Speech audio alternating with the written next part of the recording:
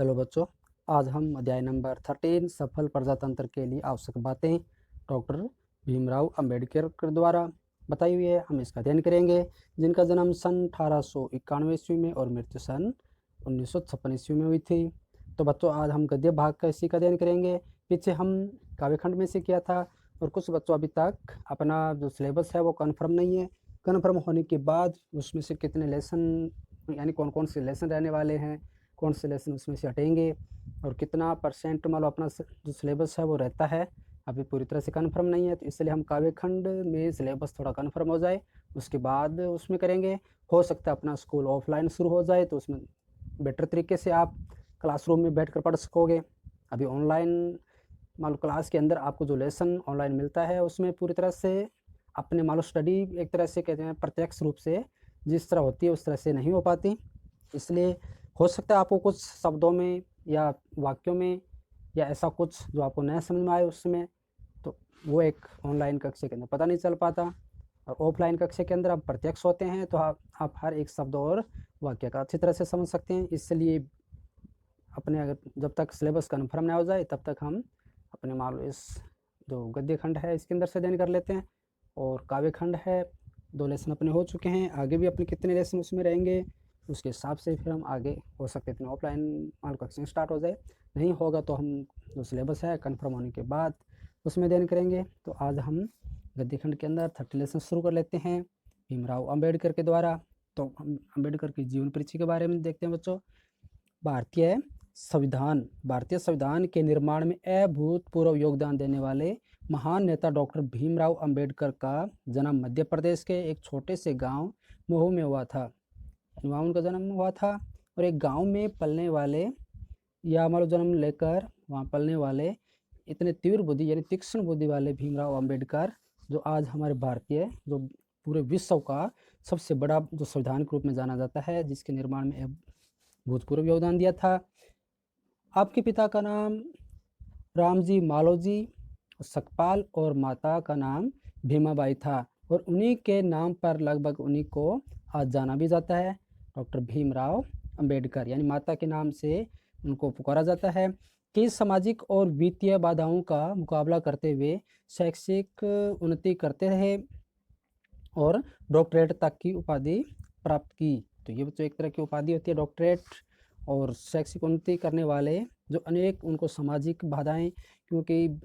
जो अपने जो पुराना जो भारत था या कह सकते हैं आज़ादी से पहले का भारत था, तो उस समाज के अंदर कितनी कुरीतियाँ थी, जो जातिपात, धार्मिक भेदभाव और भी अनेक प्रकार से निम्न वर्ग उच्च वर्ग इस तरह से समाज बंटा हुआ था। तो उन सब के अंदर और वित्तीय बाधाओं का, यानी कि इनका परिवार बड़ा गरीब था तो इस तरह से इनकी वित्तीय बाधाएं भी बहुत आई। इस कारण इनकी जो शैक्षिक उन्नति मालूम थी वो धीरे धीरे से ही, लेकिन ये तीक्ष्ण तीव्र बुद्धि होने के कारण ये आगे से आगे उन्नति करते चले गए और डॉक्टरेट तक की उपाधि प्राप्त की। उन्होंने जातिगत भेदभाव का डटकर विरोध किया, यानी जो उस समय जो हमारे भारत की स्थिति थी वो बड़ी गंभीर थी, जिसमें जातिगत जो भेदभाव था उन्होंने बड़ा डटकर मुकाबला करना पड़ा। समतामूलक समाज, यानी जो मूल रूप से समाज के अंदर एक समानता का भाव होना चाहिए जो उसमें था नहीं, और प्रजातांत्रिक मूल्यों की स्थापना में इन्होंने एक विशेष योगदान दिया। यानी जब वो इस प्रकार से अनेक और भेदभावों का सामना किया तो उन्होंने भी अपने मन में ठान लिया था कि मुझे एक इस प्रकार से समाज की स्थापना करनी जिसमें सभी समतामूलक हो समाज हो और एक प्रजातांत्रिक मूल्यों की भी स्थापना हो, यानी एक ऐसा तंत्र हो या एक ऐसा प्रजातंत्र हो जो सभी को समान अधिकार देता हो, यानी सभी को जातिगत धार्मिक जो इस भेदभाव किए जाते हैं ये सब न हो। इस प्रकार के मूल्यों की उन्होंने स्थापना की और योगदान भी दिया अपना। स्वतंत्र भारत के प्रथम कानून मंत्री भी रहे ये, और संविधान के प्रारूप को संसद में स्वीकृत भी कराया, यानी ये प्रारूप जो समिति थी संविधान की उसके भी अध्यक्ष रहे थे। इनकी प्रमुख कृतियों की बात की जाए तो the caste in India, their mechanism, genesis and development और द अनटचेबल्स और हु आर दे, ये सब उनकी रचनाएं थी जो काफ़ी फेमस भी रही थी। Who are the Shudras, Buddha and his Dhamma, thoughts on linguistic states, the problem of the rupee, the evolution of provincial और finance in British India, the rise and fall of the Hindu women और एनिहिलेशन ऑफ कास्ट आदि, ये सब इनकी जो उस समय की इंग्लिश भाषा के अंदर जो मतलब रचना की थी, जिससे कि उस समय के जो शिक्षित वर्ग था वो यही ज़्यादातर मतलब इंग्लिश यानी भाषा में था, अंग्रेजी भाषा के अंदर था, जिसको अच्छी तरह से जो उस समय के जो शिक्षित वर्ग था उसको अच्छी तरह समझ के और भारतीय जो प्रजातंत्र है उसमें सहायक सिद्ध हो सके। इस तरह से उन्होंने इस भाषाओं के अंदर अपने जो निर्माण मालूम किया था या कह सकते हैं रचनाएं रची थी, वो भारत के लिए फायदेमंद हो, सहयोग मिले उसमें भारतीय संविधान के अंदर, तो इस तरह से उन्होंने रचनाएं की थी। इनका संपूर्ण अगर बात की जाए कि इनका संपूर्ण जो वाग्मय था वो भारत सरकार के कल्याण मंत्रालय द्वारा बाबा साहेब अम्बेडकर संपूर्ण वाग्मय नाम से 21 खंडों में प्रकाशित हो चुका है। यानी भारत सरकार कल्याण के द्वारा जो बाबा साहेब अम्बेडकर संपूर्ण वाग्मय यानी बाबा साहब के जो संपूर्ण जो भाषा के अंदर जो 21 खंडों में प्रकाशित किया था वो सारा आज प्रकाशित भी हो चुका है बच्चों। तो अभी जो भीमराव अंबेडकर हैं बाबा साहब, उनका आप जो भी और जीवन वृत्तांत है या उनके द्वारा जो विशेष योगदान है उसको आप नेट के ऊपर सर्च करते हुए आसानी से देख सकते हैं। जो 21 खंडों में प्रकाशित हो चुका है जिस नाम से, उस नाम से आप सर्च करके भी इनके बारे में बहुत अच्छी तरह विस्तृत तरीके से जान सकते हैं बच्चों। आगे हम चलते हैं पाठ परिचय, यानी इस अध्याय के अंदर किस प्रकार से बाबा साहब ने अपना जो योगदान दिया है या किस बात पर उन्होंने बल देते हुए हमें कुछ बताने की कोशिश की है, तो इस अध्याय के अंदर हम आगे अपना अध्ययन के रूप में देखते हैं बच्चों। पाठ्य पुस्तक में चयनित सफल प्रजातंत्रवाद के लिए आवश्यक बातें भाषण में डॉक्टर भीमराव अंबेडकर ने परिपक्व यानी एक पूर्ण कुशलता के साथ कह सकते हैं राजनीतिक मंथन और भारत में लोकतंत्र की मजबूती के लिए आवश्यक उपायों पर बेबाक विचार व्यक्त किए, यानी बिना किसी बाधा के या बिना किसी मान लो अपने मन में से उथल फुथल के, यानी उन्होंने जो आवश्यक बातों पर जो बल दिया वो उन्होंने बिना बेझिझक कह सकते हैं, बेबाक मतलब बेझिझक होकर उन्होंने अपने विचार व्यक्त किए हैं। प्रजातंत्र में चुनी हुई सरकार को जनता के प्रति जवाबदेह होना चाहिए तथा बहुमत को अल्पमत के प्रति अधिक संवेदनशील होने की जरूरत है। यानी कि उन्होंने बताया कि जो प्रजातंत्र यानी जो तंत्र है जो एक सरकार चलाने के लायक हो वह प्रजा के द्वारा चुनी हुई होनी चाहिए और उसके प्रति जो जनता के द्वारा चुने जाते हैं उनका जवाबदेह भी होना चाहिए। मतलब उनका जो फर्ज बनता है या वो किस कार्य को कर रहे हैं, अगर जनता उसका अगर जवाब मांगती है कि आपने क्या किया क्या नहीं किया, अगर वो उसके प्रति अच्छी तरह संवेदनशील होकर अगर जवाब देते हैं तो इस प्रकार की एक सरकार का निर्माण होना चाहिए। बहुमत को अल्पमत के प्रति अधिक संवेदनशील होने की जरूरत है। तो बहुमत यानी एक ऐसा तंत्र जो जनता के द्वारा अधिक से अधिक चुना जाता है, और एक अल्पमत का मतलब होता है जिसमें उनके पास मत होते हैं वो बड़े थोड़े होते हैं, यानी कि मतलब उनके पास बहुमत सिद्ध करने के लिए पर्याप्त नहीं होते। जिस तरह से हमारे जो वर्तमान के अंदर राजस्थान के अंदर जो कंडीशन बनी हुई है, स्थिति बनी हुई है सरकार की, बिल्कुल उसी की बात हो रही है कि जो गहलोत सरकार थी वो अल्पमत में आ चुकी थी। किस प्रकार से जो सचिन पायलट थे वो बाहर निकले, तो जिससे जो अति संवेदनशील एक तरह से कंडीशन बन गई थी अल्पमत के रूप में गहलोत सरकार की, तो उसी की बात हो रही है। लेखक ने दूसरे देशों की जो स्वस्थ लोकतांत्रिक परंपराओं से प्रेरणा ग्रहण करने और भारत में विधायिकाओं में अधिक जवाबदेही व संयुक्त चर्चा की आवश्यकता पर भी बल दिया। यानी कि एक ऐसी सरकार का चयन होना चाहिए या ऐसी विधायिका होनी चाहिए जो हर तरह से और जनता के प्रति जवाबदेही हो, यानी कि जो जिस रूप में वो चुने जाते हैं उनका फर्ज हो जाता है कि वो सरकार जो जनता ने उनको जो चुना है तो उनका जो कर्तव्य है या वो किस कार्य क्षेत्र के रूप में आए हैं तो वो उसे पूर्ण करते हुए उनके प्रति जवाबदेही हो। और लोकतांत्रिक परंपराओं की बात की जाए तो एक स्वस्थ लोकतंत्र यानी कि किसी भी प्रकार का भ्रष्टाचार नहीं होना चाहिए। लेकिन बच्चों आज हम वर्तमान में देख रहे हैं कि किस प्रकार से सरकार में भ्रष्टाचार व्याप्त है। तो जो नहीं होना चाहिए था, जिस बात पर भीमराव अंबेडकर ने बल दिया था, वो आज पूर्ण रूप से सही भी नहीं हो रहा बच्चों। तो डॉक्टर भीमराव अंबेडकर के द्वारा प्रजातंत्र की सफलता हेतु दिए गए सुझाव आज भी प्रासंगिक है। यानी कि जो कही गई बात है वो आज भी उनकी जो कही गई बात थी वो किस तरह से हमारे लिए आज भी एक सत्य है या किस रूप से हमें प्रासंगिक मालूम बनाती है कि जो उन्होंने कहा था वो किस तरह से आज सत्य सिद्ध हो रहा है। तो उसके बारे में आज हम आवश्यक शर्तें देखेंगे भी। एक सफल प्रजातंत्रवाद है वो कि उसके लिए क्या आवश्यक शर्तें हैं या क्या उसके लिए होना चाहिए जो एक लोकतंत्र को सफल बनाए। तो आगे हम बच्चों ध्यान अध्याय में देखते हैं अपने। यहाँ देखिए, यह स्वीकृत मत है कि प्रजातंत्रवादी शासन व्यवस्था में जो सत्तारूढ़ है उन्हें प्रत्येक 5वें वर्ष लोगों के पास जाना चाहिए। यानी ये स्वीकृत मत दिया था कि अगर जनता के द्वारा जो शासन है वो 5 वर्ष के लिए जो सत्तारूढ़ हो जाते हैं, यानी जनता के द्वारा चुन लिए जाते हैं 5 वर्ष के लिए, तो उनका फर्ज है या उनका ऐसा होना चाहिए कि वो हर जो 5वें वर्ष लोगों के पास जाना ही चाहिए, यानी प्रत्येक 5वें वर्ष लोगों के पास जाना चाहिए और उनसे पूछना चाहिए कि क्या उनकी सहमति में वे इस योग्य हैं कि उन्हें सत्तारूढ़ रहने दिया जाए, ताकि उनके हितों का संरक्षण कर सके, उन्हें उनके सौभाग्यों को बना सके और उनकी जो आरक्षा कर सके, मतलब जो जैसा चाहते हैं या जिस सुरक्षा को वो चाहते हैं समाज के अंदर वो उनको मिल सके। तो बच्चों यहाँ कहने का मतलब है कि जो सरकार 5 वर्ष के लिए चुनी जाती है तो वो 5 वर्ष तक शासन करे और फिर वो अपने मत प्राप्त करने के लिए, यानी फिर से वो अगर चुनाव लड़ना चाहते हैं, कोई नया चुनाव लड़ना चाहता है, तो फिर वो अपने उनसे मत की प्राप्ति करे, यानी उनसे मतदान करवाए और फिर वो सफल होकर एक सफल प्रजातंत्र के रूप में, सरकार के रूप में मान लो वहाँ अपना मान लो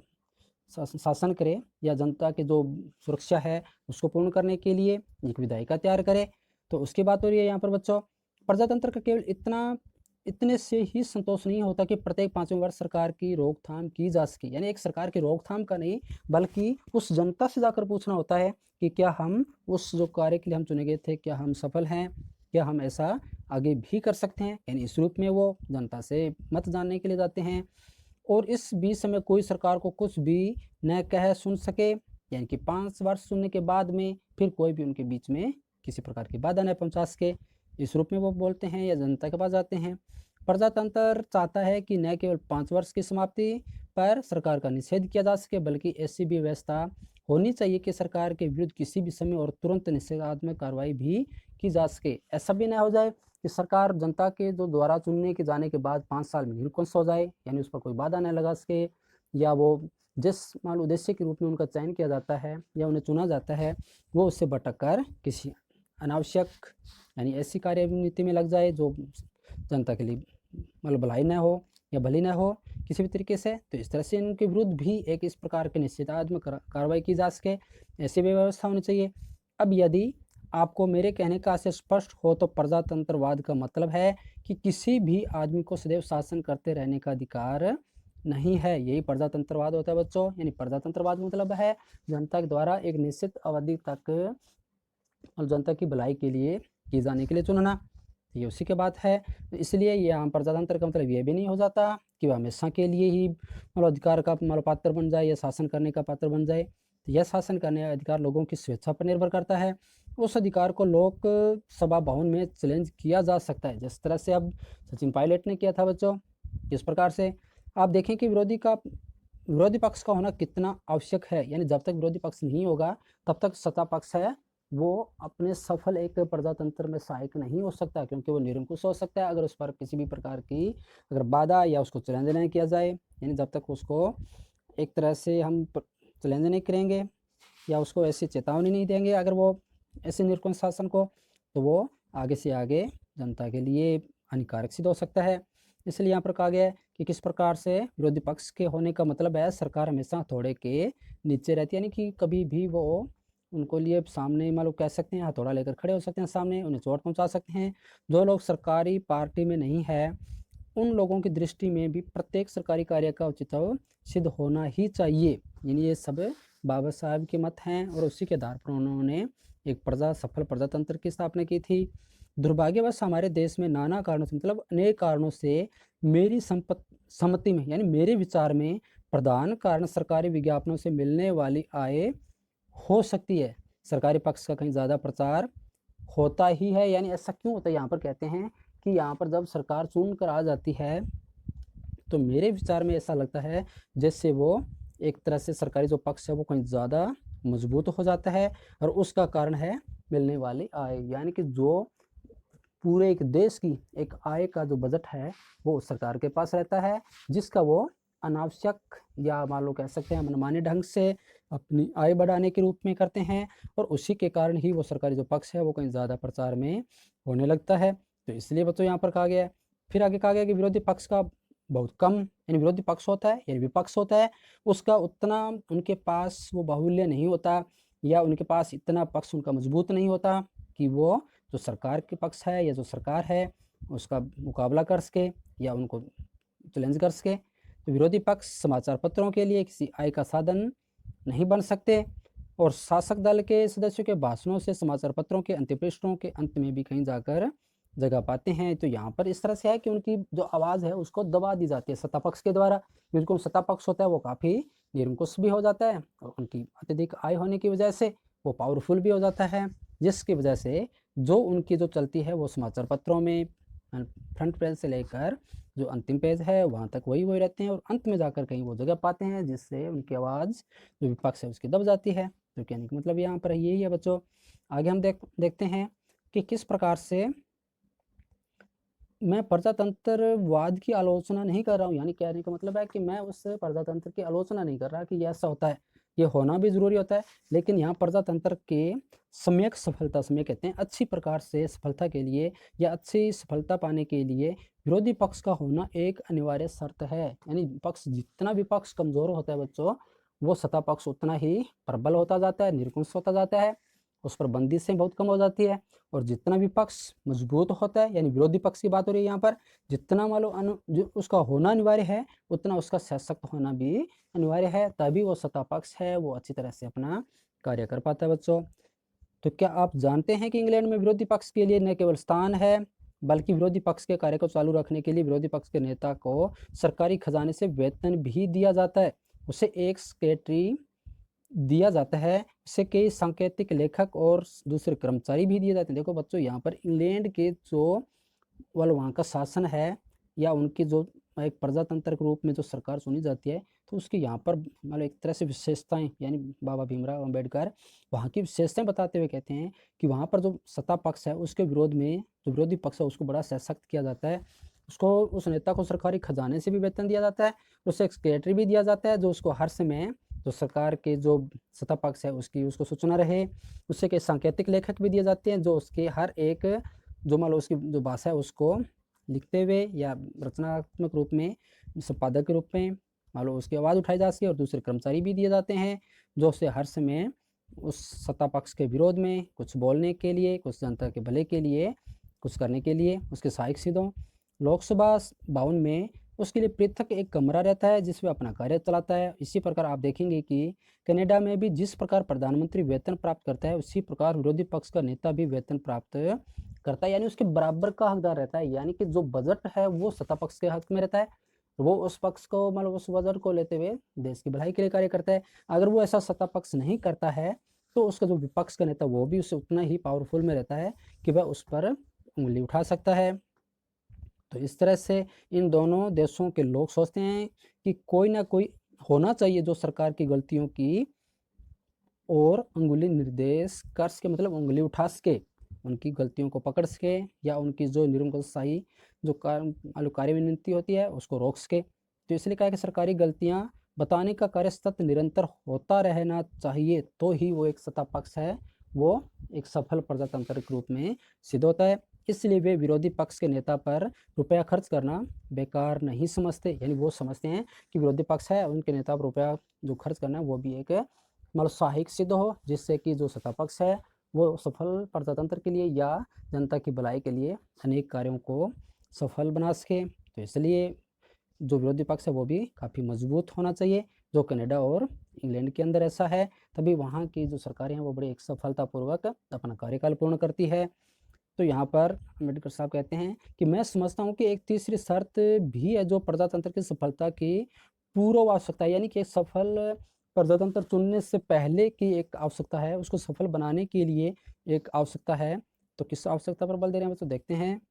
कि वह यह है कि कानून तथा शासन की दृष्टि से सभी समान होने चाहिए। पहला तो बात उन्होंने शर्त रख दी कि जो कानून है वो शासन की दृष्टि से सभी के लिए समान होना चाहिए, उसमें किसी भी प्रकार का भेदभाव नहीं होना चाहिए, न वो जातिगत हो, न धार्मिक हो, न ऊंच नीच से संबंधित हो, न पूंजीवाद से मतलब हो, यानी इस प्रकार से होना चाहिए। यद्यपि ऐसे छुटपुट अवसर अगर गिनाए जा सकते हैं जहाँ कानून की समान दृष्टि नहीं रही है, तो भी मैं नहीं समझता कि इस समय मुझे कानून की दृष्टि में समानता के बारे में बहुत कुछ अधिक कहना चाहिए। तो यानी कहने का मतलब है कि ऐसा अगर नहीं रहा हो तो मैं नहीं समझता कि मैं इस बात पर मान लो उंगली उठाऊं या इस बात को अधिक कहना चाहूँ, लेकिन शासन की दृष्टि में समानता की बात बहुत महत्वपूर्ण है। यानी कि अगर मेरी बात को टाला जा सकता है, मेरी बात को भाई सुने न सुने ये हो सकता है, लेकिन अगर कानून की बात की जाए तो उसके लिए बड़ा महत्वपूर्ण हो जाता है। यानी कानून की बात तो सुननी ही पड़ेगी, चाहे कोई कितनी बड़ा व्यक्ति ऐसा क्यों न करे, उसके ऊपर एक कानून होना ही चाहिए। आप में से बहुत से लोगों के लिए यह संभव है कि या तो ऐसी घटनाएं याद कर सकें या ऐसी जो प्रतीत हुई हो, कुछ भी हो, मैं इस प्रकार की कितनी ही घटनाएं याद कर सकता हूं। आप कल्पना करें कि एक कानून है जो कहता है कि कोई भी आदमी बिना लाइसेंस के किसी विशेष वस्तु का व्यापार नहीं कर सकता। तो यहाँ पर अम्बेडकर साहब कहते हैं कि ऐसी बहुत सारी ऐसी घटनाएं घटी है जो निरंकुश होती हुई, जो एक उच्च कुल को या एक धर्म को लेकर या एक जातिगत को लेकर किस प्रकार से उनकी पक्षपाती हो जाती है। तो इस तरह से एक ऐसा कानून होना चाहिए जो सभी के लिए समान हो, जो इस तरह से निरंकुशवादी हो, उस पर लगाम लगा सके। तो इस तरह यहाँ पर कहा जा रहा है बच्चों कि ऐसी कोई भी ऐसी वस्तु व्यापार या हो जो बिना लाइसेंस के व्यक्ति कर नहीं सके, या ऐसी कोई भी किसी भी प्रकार की वो पक्षबाजी न कर सके, क्योंकि कानून सबके लिए एक समान है, इसलिए कोई भी उस कानून पर आपत्ति भी नहीं उठा सकता। उस कानून विशेष में कहीं भी पक्षपात भी नहीं है। लेकिन हम एक कदम आगे जाएं और देखें कि जब कोई व्यक्ति आदमी किसी अफसर या मंत्री के पास किसी वस्तु विशेष का व्यापार करने के लिए लाइसेंस मांगने जाए या मांगने जाता है, मैं नहीं जानता लेकिन लगता है एकदम संभव है। यानी कि अगर कोई इस तरह से कोई भी व्यक्ति किसी व्यापार को, तो यहाँ बच्चों अम्बेडकर साहब एक आम आदमी के लिए कहा जा रहा है कि एक आम आदमी अगर ऐसा कुछ जाता है तो उसकी जांच पड़ताल होनी चाहिए कि वो व्यक्ति किस प्रकार का है, उसकी पूंजी कहाँ से आई, या उसने इतनी पूंजी कहाँ से अर्जित की, या कमाया इतना पूंजी कहाँ से कमाई है उसने। तो क्या इसने अपने जो भारतीय है या भारत के जो मतलब भौतिक वस्तुएं हैं कहाँ उसने सबसे ज़्यादा कमाया। यानी उसके ऊपर इस प्रकार से एक कानून के द्वारा उसके ऊपर एक बंदिश होनी चाहिए, नियम कानून होने चाहिए। उस पर टैक्स यानी जो आय देश के लिए आय हो उसमें भी उसका होना चाहिए। यानी इस तरह से एक मतलब सिस्टम के आधार पर उसको एक लाइसेंस दिया जाना चाहिए बच्चों। तो आपको यहाँ पे समझ में आ रहा होगा कि किस प्रकार से बाबा अम्बेडकर साहब सीधी बात न कहकर किस तरह से घुमाकर बात कर रहे हैं कि जो पूंजीवादी लोग हैं या जब बहुत ज़्यादा जिसने पूंजीवाद मतलब किसी भी अनावश्यक